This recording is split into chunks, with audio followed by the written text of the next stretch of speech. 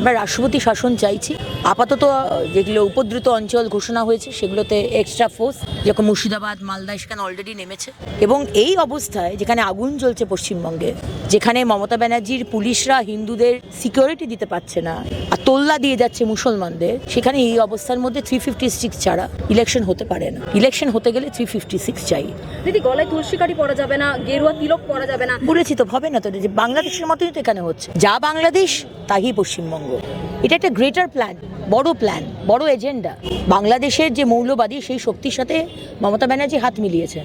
আজকে এই মুর্শিদাবাদে পিএফআই একটি ব্যান্ড অর্গানাইজেশন, সেখানে টিএমসির এমএলএ মনিরুল ইসলাম ব্যান্ড হওয়ার সময়, মানে ব্যান্ড হবে তখন সেই মঞ্চে গিয়ে তিনি সেই পিএফআই এর মঞ্চে গিয়ে যাচ্ছেন, তার কোনো শাস্তি নেই।